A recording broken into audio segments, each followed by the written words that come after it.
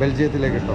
അപ്പോൾ ഇത് ഒരു പ്രധാനപ്പെട്ട ഹബ്ബാണ്, അതുകൊണ്ടാണ് ഈ ഒരു ലുക്ക് കാണുന്നത് നമ്മൾ കേട്ടോ. ഇതേപോലെ ബസ്സിന് അവിടേക്ക് ഇത്ര ചെറിയ പൈസയ്ക്ക് വളരെ രസകരമായിട്ട് യാത്ര ചെയ്യാൻ പറ്റുന്നൊന്നും അവർക്കറിയില്ല. അവർ ഡോവറിലാണിത്. നമ്മൾ ഷിപ്പിലേക്ക് കടക്കാൻ വേണ്ടിയിട്ട് വാഹനങ്ങൾ ഷിപ്പ് വന്നിട്ടുണ്ട്. ഈ പോകുന്ന വാഹനങ്ങൾ പോകുന്ന ഷിപ്പിലേക്ക് തന്നെയാണ് നമ്മൾ കയറേണ്ടത്. ബെൽജിയത്തിൻ്റെ പ്രത്യേകത ഏറ്റവും കൂടുതൽ ഗ്ലാസ് ലോകത്തിലെ നമ്പർ 1ഉം ചോക്ലേറ്റിലെ നമ്പർ 1. അങ്ങനെ നമ്മൾ ലണ്ടനോട് വിട പറയാണ്. ഇത് നമ്മളെ റെയിൽവേ സ്റ്റേഷനാണ് അബേബുഡ്. ഇവിടുന്ന് നമ്മൾ പോവാണ്.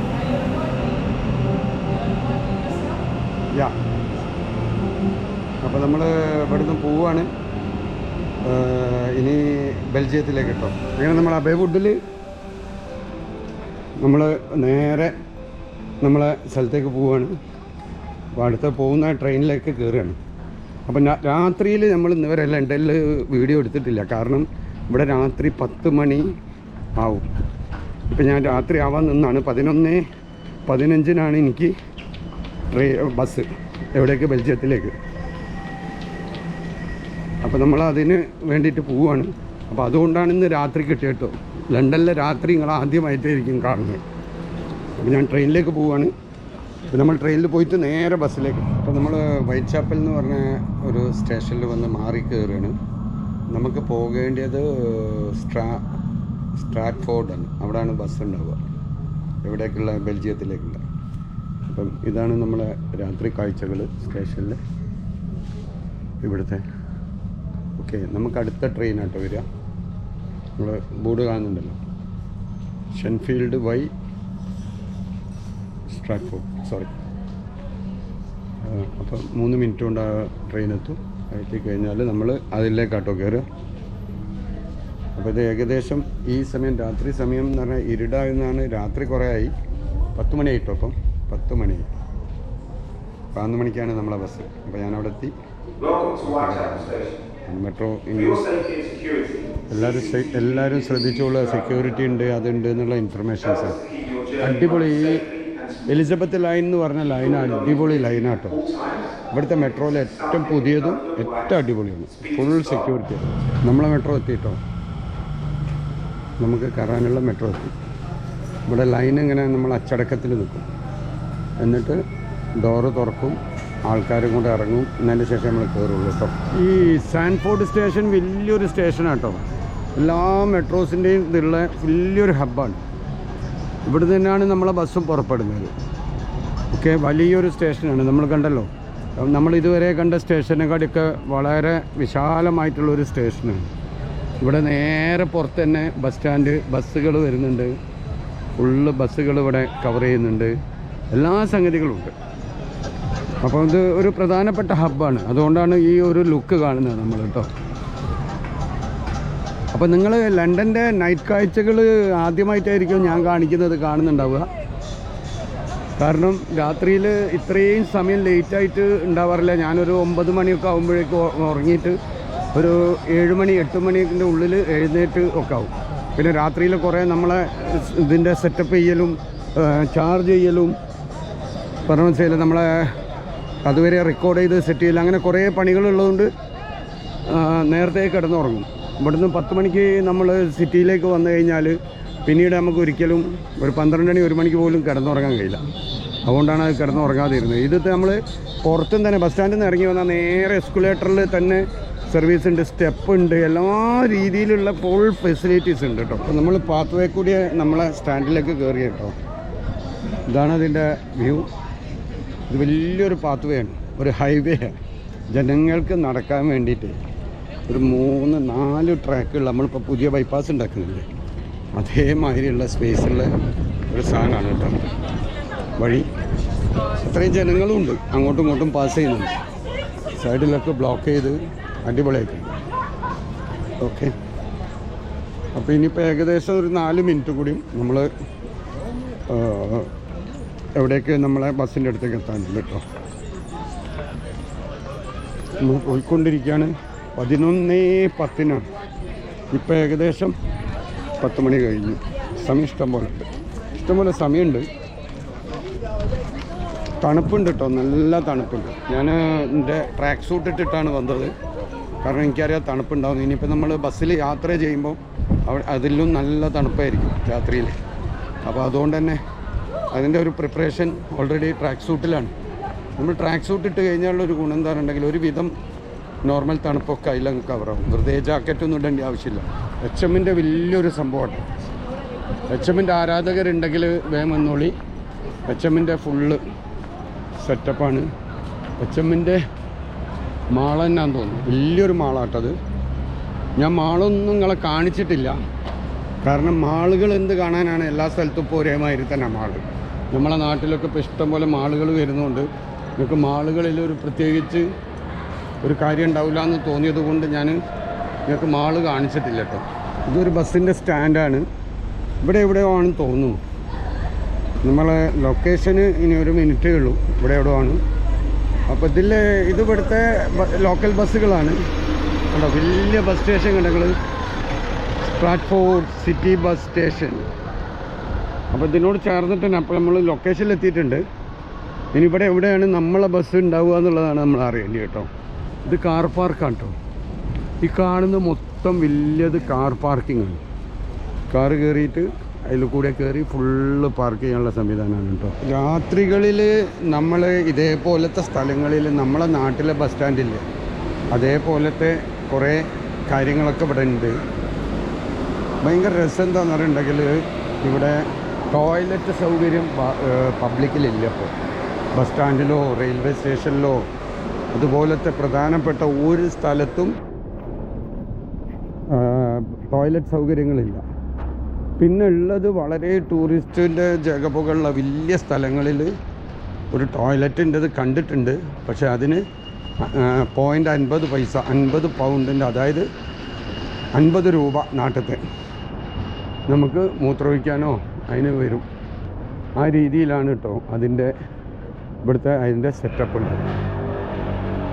അപ്പം ലണ്ടനിൽ ടോയ്ലറ്റിന് പേയ്മെൻറ്റ് കൊടുത്ത് ചെയ്യണം. പബ്ലിക് സ്ഥലങ്ങളിൽ പബ്ലിക്കായിട്ട് ടോയ്ലറ്റും ഇല്ല.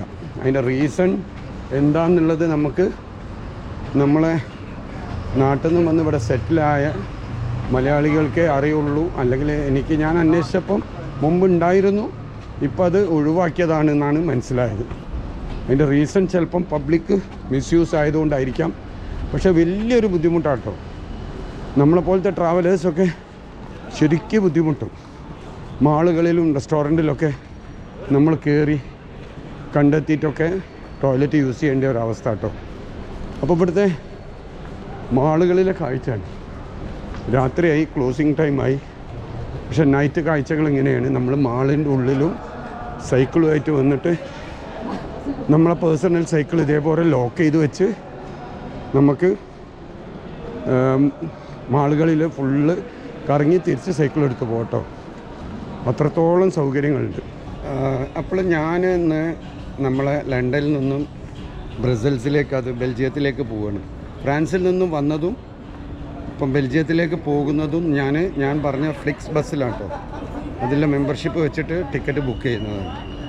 സത്യത്തിൽ ഞാനിവിടെ ഉള്ള ആൾക്കാരുണ്ടല്ലോ, ഇവിടെ ഓൾറെഡി ഉള്ള മലയാളികൾക്കൊന്നും വലിയൊരു എക്സ്പീരിയൻസ് ഇല്ല ഇത്തരം യാത്രകളൊന്നും കേട്ടോ. യാത്രകളല്ല, ഇതേപോലെ ബസ്സിന് അവിടേക്ക് ഇത്ര ചെറിയ പൈസയ്ക്ക് വളരെ രസകരമായിട്ട് യാത്ര ചെയ്യാൻ പറ്റുന്നൊന്നും അവർക്കറിയില്ല. അവരൊക്കെ ഫ്ലൈറ്റിന് പോകുന്നതാണ്. അപ്പം ഈ ഈസി ആക്സസ് യൂസ് ചെയ്ത് പഠിച്ചു കഴിഞ്ഞാലുള്ള കുഴപ്പം എന്താണെന്ന് പറഞ്ഞിട്ടുണ്ടെങ്കിൽ നമ്മൾ അടുത്ത ഓപ്ഷന് നോക്കില്ല.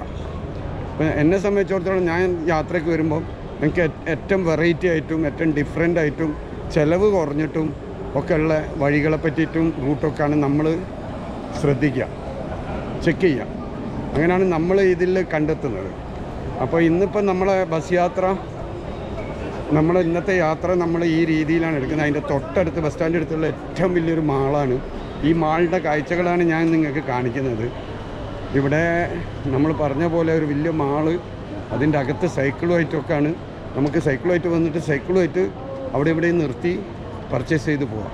അതായത് ഒരു അങ്ങാടിയിലേക്ക് നമ്മൾ സൈക്കിളായിട്ട് പോകുന്നത് പോലെ തന്നെ മാളിൻ്റെ ഉള്ളിൽ നമുക്ക് ഉപയോഗിക്കുക എന്നുള്ളതാണ്. ഒരു സ്ട്രീറ്റ് പോലെ യൂസ് ചെയ്യുക എന്നുള്ളതാണ് ഈ മാളിൻ്റെ പ്രത്യേകത കേട്ടോ.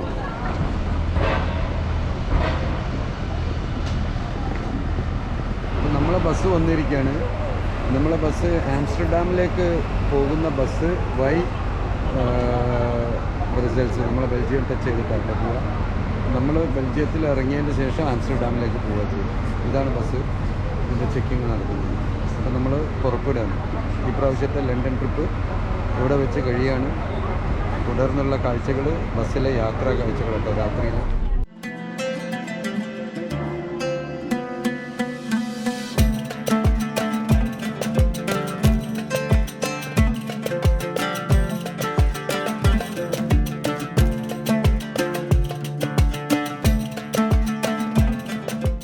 ഡോവറിൽ നമ്മൾ ഷിപ്പിലേക്ക് ക്രോസ് ചെയ്യാൻ വേണ്ടിയിട്ട് വണ്ടി നിർത്തിയ സമയത്തുള്ള ഒരു ചെറിയൊരു സ്ഥലം കേട്ടോ ഇത്.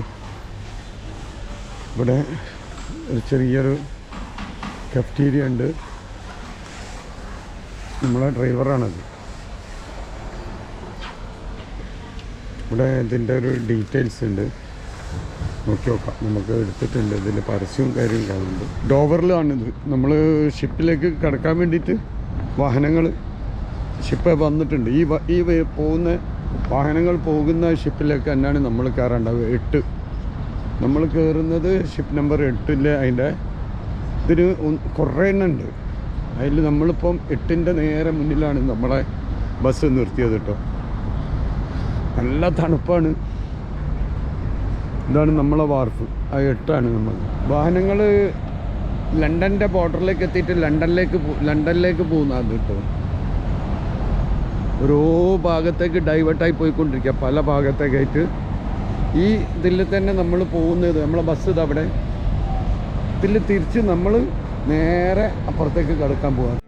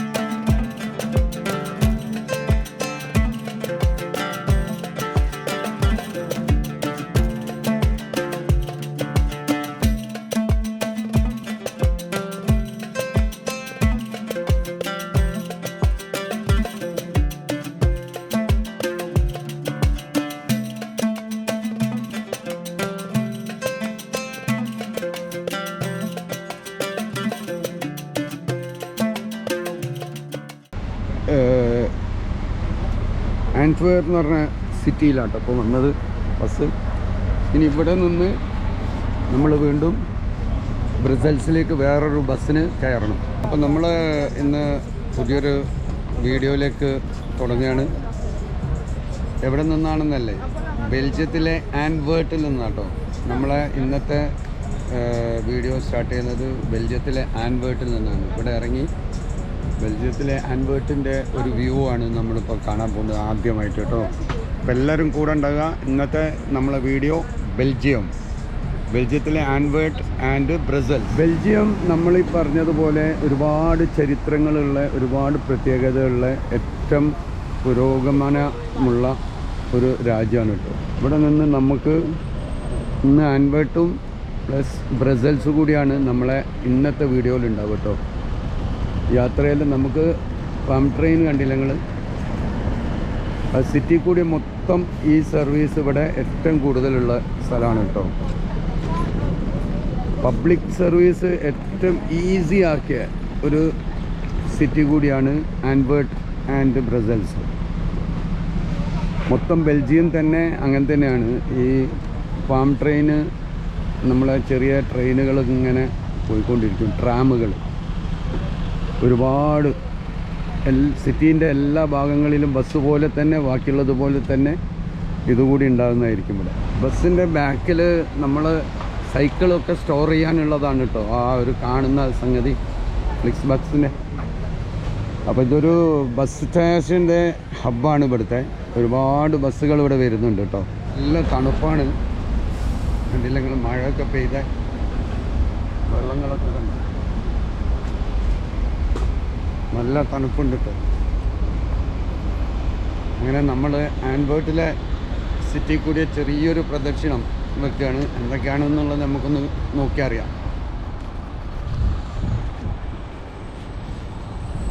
ട്രാമിൻ്റെ സ്റ്റേഷന്, ട്രാം നമ്മൾ കടന്നു പോവുകയൊക്കെ ചെയ്യും. ട്രാമിൻ്റെ ട്രാക്ക് ഇങ്ങനെ ഉണ്ടാവുകയും ചെയ്യും കേട്ടോ. അത് വരുമ്പോൾ നമ്മളൊന്ന് മാറിക്കൊടുത്താൽ മതി, അത്രേ ഉള്ളൂ.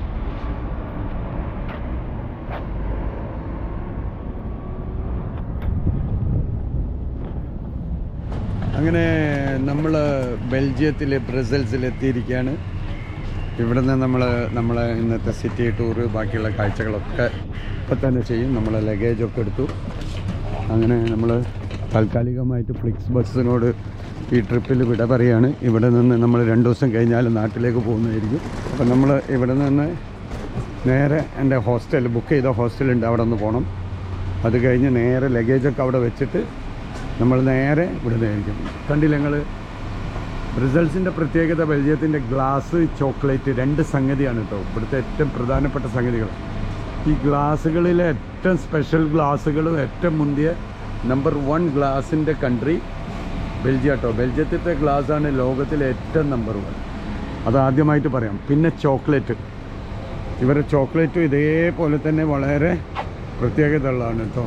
ബെൽജിയത്തിൻ്റെ പ്രത്യേകത ഏറ്റവും കൂടുതൽ ഗ്ലാസ് ലോകത്തിലെ നമ്പർ 1ഉം ചോക്ലേറ്റിലെ നമ്പർ 1. ഈ 2 കാര്യങ്ങളിൽ ഇവർ ലോകത്തെ ഏറ്റവും നമ്പർ 1ആണ് കേട്ടോ. പിന്നെ ഏറ്റവും നല്ല പരിശ്രമശാലികളാണ്. ഈ ബിൽഡിങ്ങൊക്കെ കാണുന്നുണ്ടല്ലോ നിങ്ങൾ, ഈ ബിൽഡിങ്ങൊക്കെ തെളിയിക്കുന്നത് ഇവരുടെ ഗ്ലാസിൻ്റെ പ്രത്യേകതയാണ് കേട്ടോ. ഇതാ ഈ മേലുള്ള ബിൽഡിങ്ങൊക്കെ ഈ ഗ്ലാസിൻ്റെ ബിൽഡിങ്സാണ്. നമ്മളെ ഫ്ലിക്സ് ബസ്സിൻ്റെ സ്റ്റേഷനാണ് ഇവിടെ.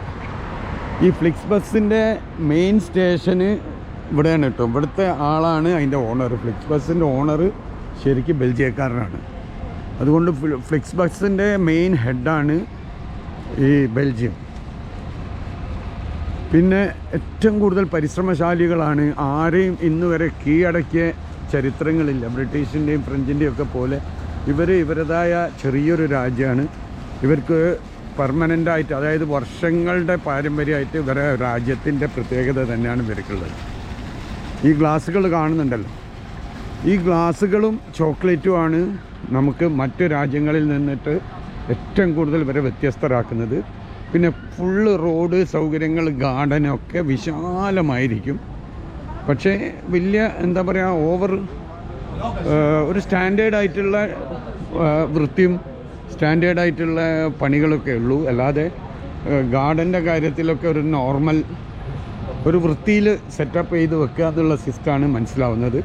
റോഡുകൾ കണ്ടില്ല നിങ്ങൾ, 2 സൈഡും വീതിയുള്ള ഗാർഡൻ ഇട്ടിട്ട് അപ്പുറം ഇപ്പുറവും റോഡുകളാണ് ഇവരെ രീതി കേട്ടോ. പിന്നെ മൊത്തത്തിൽ നല്ലൊരു ഭംഗി കാര്യങ്ങളും ഇതിനുണ്ട് എന്നുള്ളത് നിങ്ങൾക്കിപ്പോൾ കാഴ്ചയിൽ തന്നെ മനസ്സിലാവുന്നുണ്ടാവും.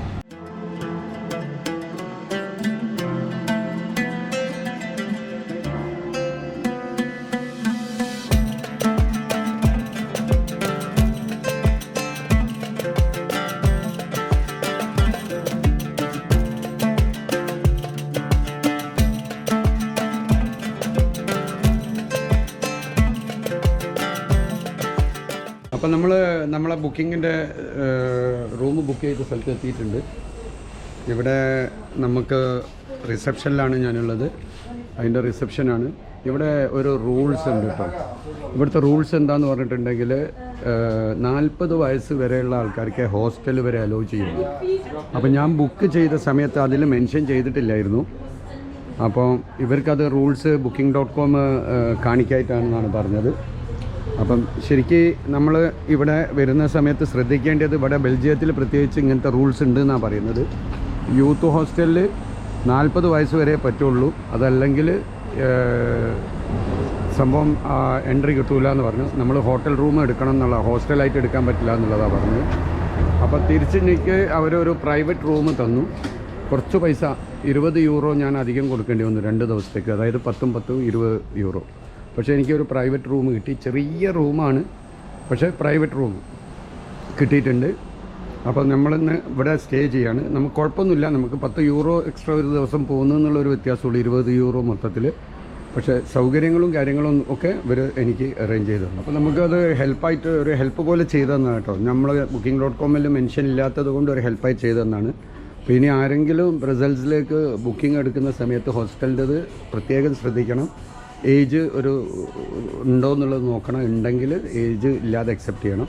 ഇല്ലെങ്കിൽ ഇവിടെ ഹോസ്റ്റൽ എടുക്കുന്ന സമയത്ത് നമ്മൾ ഏജ് ഒരു ഇഷ്യൂ ഉണ്ട് എന്നുള്ളത് അറിഞ്ഞിരിക്കേണ്ട ഒരു കാര്യമാണ്.